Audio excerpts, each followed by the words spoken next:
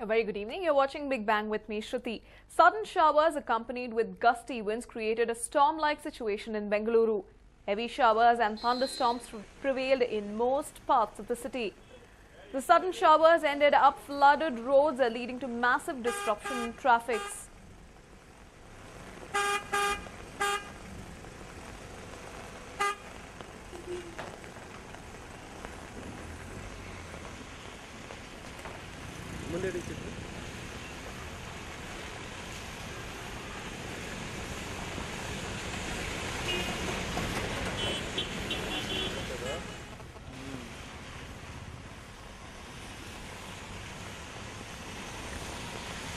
Bengaluru was hit by sudden showers and a storm-like situation arose in the city.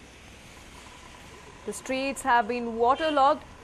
Though it was just a 5-minute streak, the roads have already been waterlogged, causing a lot of traffic snarls in many parts of the city.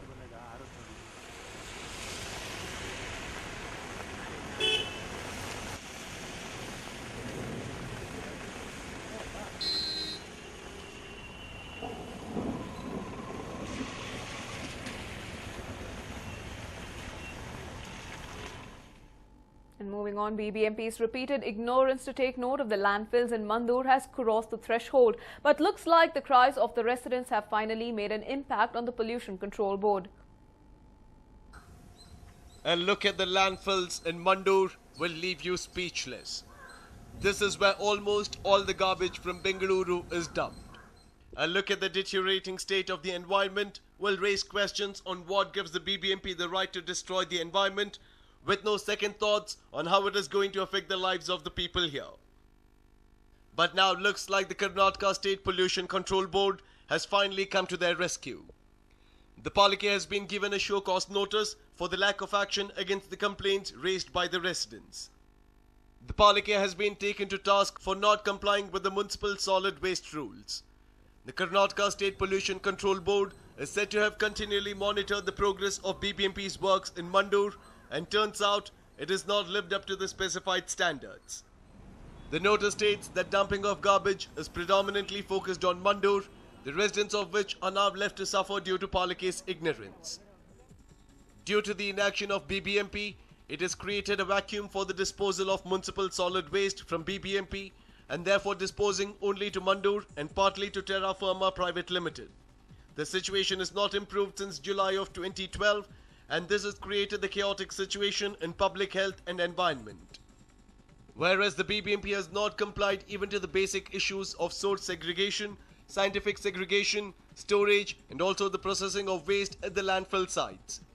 Many inspections were made by our officers and have observed the non-progress, thereby attracting public concern in the area on adverse health surrounding the location.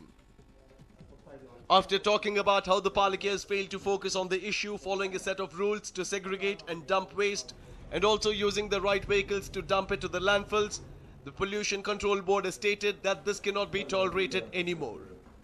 It is very clear from the above background that the BBMP is not complying with the MSW rules 2000 and unnecessarily dragging on time for some reason or the other at the cost of public health and environment. This cannot be tolerated anymore by the public, and hence the board is compelled to initiate further action as per Section 5 of EP Act 1986, contemplated by the chairman of the Karnataka State Pollution Control Board. In a meeting with the district in charge Minister Ramalinga Reddy, Bengaluru Mayor, BBMP Commissioner and representatives of the Mahadevpura constituency, the Palike has been given 6 months' time to clear the landfills in Mandur.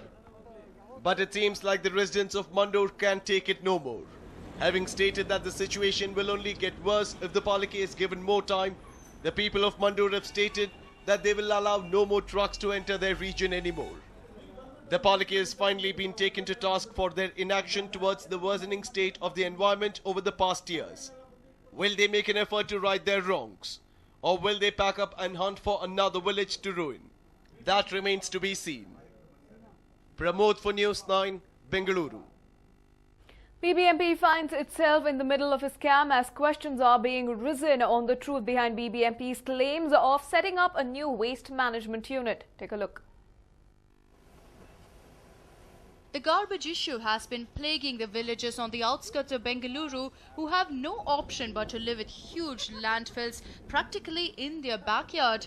Going by the documents of one of Palike's recent projects, it seems like unknown parties are trying to cash in on this issue. The BBMP is accused of agreeing to a contract with what seems to be a private firm for 80 crore rupees without following the proper process of bidding. News9 has exclusive access to the document of this scam.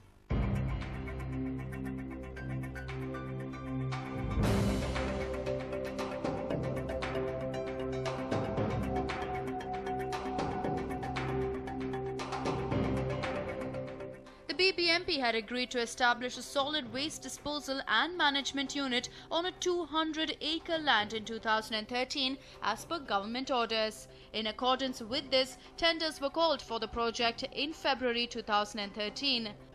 The company in question is MSGP Infrastructure Private Limited. They allegedly agreed to set up a plant at Chigaranahalli in Dodbalapur.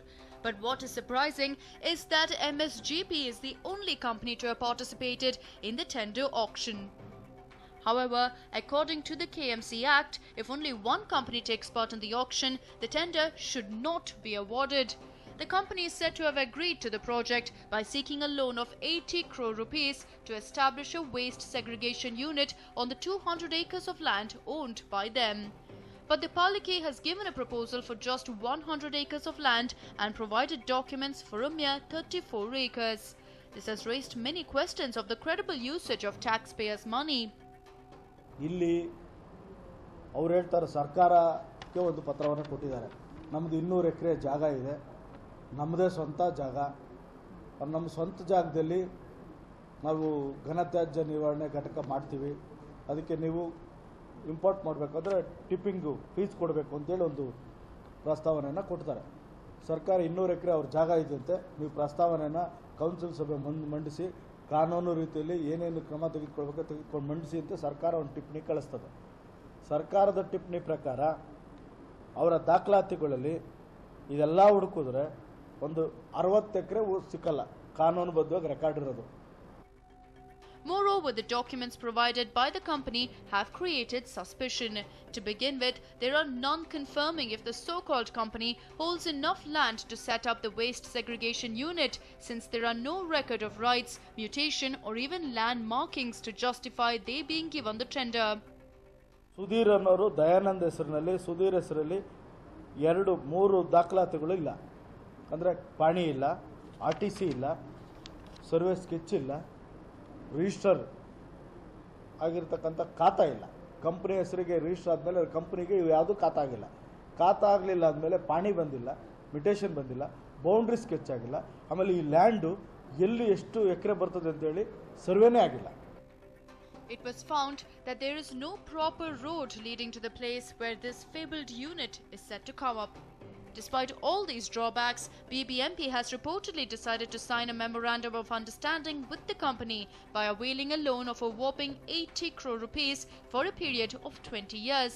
According to the MOU, the capital amount will increase by 10% every 3 years. The cherry on the cake is what a correspondent found when he tried to trace the location of this company. The office was found to be in a service apartment in Domlur, which was closed.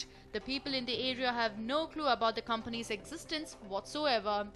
Truth of the matter is, none of the Palike officials or people's representatives have visited the land and have no idea of the location of the so-called waste management unit. The Palike seems to have violated norms and set aside 80 crore of taxpayers' money for a fictional waste management unit. What remains to be seen is if the BBMP will take time to double-check on these details before making it final. Pramod, News9, Bengaluru. The turmoil regarding PG admission continues even after students secured courses of their choice. The DC has now stepped in to help the aggrieved students. Take a look. These students have completed their MBBS and are seeking admission to PG courses. In fact, they even secured good ranking in PGET held during the month of March. Some secured government seats too in some of the reputed colleges in Bengaluru and across the state. Hence, after remitting the fees stipulated by Karnataka Examination Authority, when they went to the colleges where they have been allotted seats, they were in for a shock.